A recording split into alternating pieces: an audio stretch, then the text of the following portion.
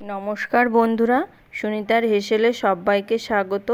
আজ আবারও চলে এসেছি সম্পূর্ণ নিরামিষ একটি রেসিপি নিয়ে, মোচার কোপ্তা কারি। খেতে কিন্তু ভীষণই সুস্বাদু, আর যে কোনো নিরামিষ দিনে খুব সহজেই এই মোচার কোপ্তা কারিটা কিন্তু বানিয়ে নেওয়া যায়। আর এটা রুটি, লুচি, পরোটা, নান, ভাত, পোলাও কিংবা ফ্রাইড রাইস সবারই সঙ্গে কিন্তু খুবই ভালো যায়। তাহলে চলুন রেসিপিটি শুরু করা যাক। এখানে দেখুন আমি মোচা নিয়েছি। মোচাটাকে আমি খুব ভালো করে বেছে ছোট ছোট টুকরো করে কেটে পরিষ্কার করে ধুয়ে নিয়ে লবণ আর হলুদ দিয়ে এটাকে সিদ্ধ বসিয়ে দিয়েছি। আর এদিকে আমি একটা মিক্সার গ্রাইন্ডার নিয়েছি, তার মধ্যে দিয়ে দেব ছোলার ডাল। আমি ছোলার ডালটা 3 থেকে 4 ঘন্টা মতো ভিজিয়ে রেখেছিলাম। আর দিয়ে দেব সামান্য একটু আদা আর স্বাদ অনুযায়ী লঙ্কা, আর দেব হাফ চামচ গোটা জিরে। এবার এইগুলোর আমি একটা মিহি পেস্ট তৈরি করে নেব। দেখুন পেস্টটা আমার তৈরি হয়ে গেছে।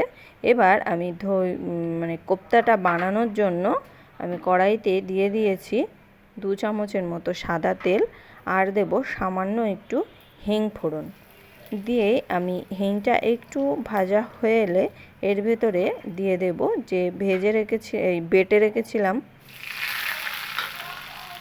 যে ডালটা, সেটা দেব। তার আগে আমি এখানে দিয়ে দিয়েছি 2 চামচের মতো কোরানো নারকেল। এবার এই ডাল বাটাটা দিয়ে আমি খুব ভালো করে একটু তেলের সঙ্গে মিশিয়ে নেব।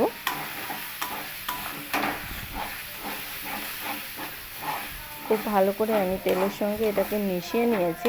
আর এদিকে কিন্তু আমার মোচাটা সিদ্ধও হয়ে গেছে।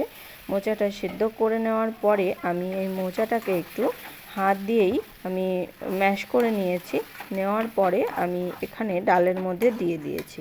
এবার এই ডালের সঙ্গে মোচাটাকে আমি খুব ভালো করে মিশিয়ে নেব। দেখুন খুব ভালো করে মিশিয়ে নিয়েছি। এবার আমি এখানে স্বাদ অনুযায়ী দিয়ে দেব লবণ, আর দেব সামান্য একটু হলুদ গুঁড়ো, আর স্বাদের জন্য একটু দেব চিনি। এবার এই লবণ, চিনি আর হলুদ দিয়েই আমি মোচা আর ডালটাকে খুব ভালো করে রান্না করে নেব। এটা রান্না করতে করতে যখন একটা মণ্ড তৈরি হয়ে যাবে ততক্ষণ পর্যন্ত আমি এটাকে রান্না করে নেব। আর এটাকে আমি শুকিয়ে নেব। দেখুন আমার একটা মণ্ড তৈরি হয়ে গেছে, আর এটা কিন্তু অনেকটাই শুকিয়ে গেছে। এবার আমি এটাকে নামিয়ে একটা থালার মধ্যে সেট করে নিয়ে আমি এরকম ছোট ছোট পিস করে কেটে নিয়েছি। আপনারা আপনাদের পছন্দ মতন শেপ তৈরি করে নেবেন।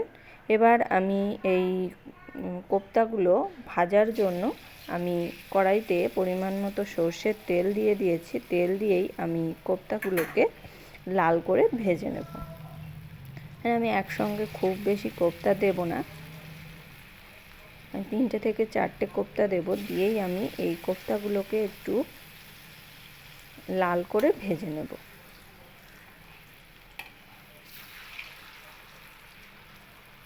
এটা কিন্তু ভেঙে যাওয়ার কোনো সম্ভাবনা নেই, কেননা আমরা এটা ডাল দিয়ে তৈরি করেছি, তার কারণেই এটা কিন্তু খুবই আঠালো হয়েছে। এই কারণেই এটা ভেঙে যাবে না। এটা আমরা মাঝারি আঁচেই এটাকে লাল করে ভেজে নেব। দেখুন কোপ্তাগুলো কিন্তু আমার খুব ভালো করে ভেজে নেওয়া হয়ে গেছে। আমি একবারেই লাল করে ভেজে নিয়েছি। এবার এই কোপ্তাগুলোকে আমি তুলে নেব।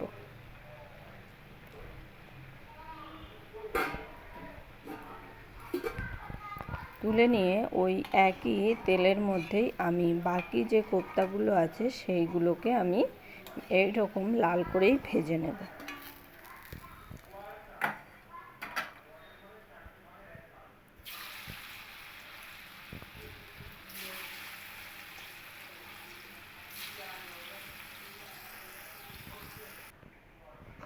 এখানে আমার সমস্ত কোপ্তাগুলোই ভেজে নেওয়া হয়ে গেছে।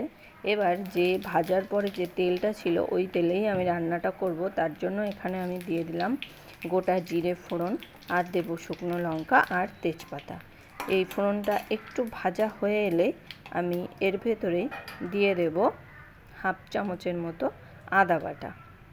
আজ পুরো রান্নাটাই আমি বাটা মশলাতেই তৈরি করব, কেননা এইরকম কোপ্তার রেসিপিগুলো বাটা মশলাতেই তৈরি করলে স্বাদটা কিন্তু খুবই ভালো আসে। তার কারণেই আমি এখানে বাটা মশলাতেই তৈরি করব। আর এখানে আমি হাফ চামচ আদা বাটা দিয়ে দিয়েছি, আর দেবো এখানে 2 চামচ ধনে আর জিরে বাটা। দিয়ে দেবো একটা মিডিয়াম সাইজের টমেটোকে আমি গ্রেট করে নিয়েছিলাম, সেই টমেটো পিউরিটাও দিয়ে দিয়েছি। এগুলো আমি খুব ভালো করে একটু মিশিয়ে নিয়েই আমি এখানে দিয়ে দেব স্বাদ অনুযায়ী লবণ, দিয়ে দেব কালারের জন্য হলুদ গুঁড়ো,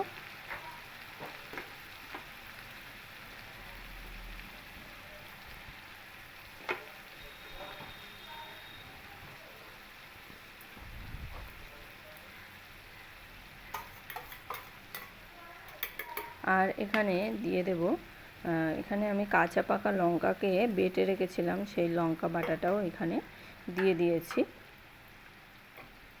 এবার এই সমস্ত মশলাগুলো আমি খুব ভালো করে কষিয়ে নেব। তার আগে এখানে আমি একটু মশলার বাটি ধোয়া একটু জল দিয়ে দেব, দিয়েই আমি এই সমস্ত মশলাটাকে খুব ভালো করে কষিয়ে নেব, মশলা থেকে তেল ছাড়া পর্যন্ত আর মশলার কাঁচা গন্ধ চলে যাওয়া পর্যন্ত আমি এই মশলাটাকে খুব ভালো করে একটু কষিয়ে নেব।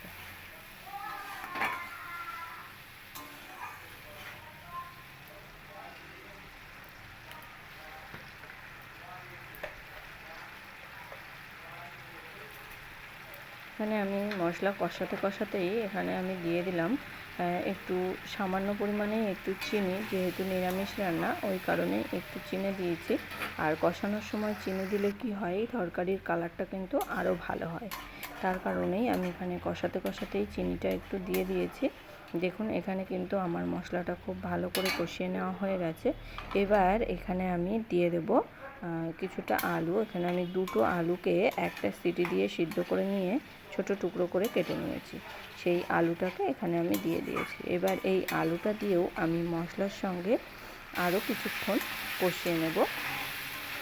3 থেকে 4 মিনিট মতো আলুটাকে আমি খুব ভালো করে কষিয়ে নিয়েছি। দেখুন কষিয়ে নেওয়া হয়ে গেছে আমার। এবার আমি এর ভেতরে দিয়ে দেবো ঝোলের জন্য পরিমাণ মতো জল। জলটা দিয়ে আমি খুব ভালো করে মিশিয়ে নিয়ে এই ঝোলটাকে আমি ফুটতে দেব। 4 থেকে 5 মিনিট মতো এই ঝোলটাকে আমি খুব ভালো করে ফুটিয়ে নেব। দেখুন এখানে কিন্তু ঝোলটা আমার খুব ভালো করে ফুটে গেছে। আমি 5 থেকে 5 মিনিট মতো আমি ঝোলটাকে ফুটিয়ে নিয়েছিলাম, কেননা কোপ্তাগুলো দেওয়ার পরে কিন্তু আমি আর বেশিক্ষণ ফোটাবো না, এর কারণেই আমি প্রথমেই ঝোলটাকে খুব ভালো করে ফুটিয়ে নিয়েছি। আর এখানে আমি এবার কোপ্তাগুলোও দিয়ে দিয়েছি। কোপ্তাগুলো দেওয়ার পরে আমি 2 মিনিট মতো খুব ভালো করে ফুটিয়ে নিয়ে এখানে আমি দিয়ে দেব একটু সামান্য পরিমাণে একটু গরম মশলা বাটা।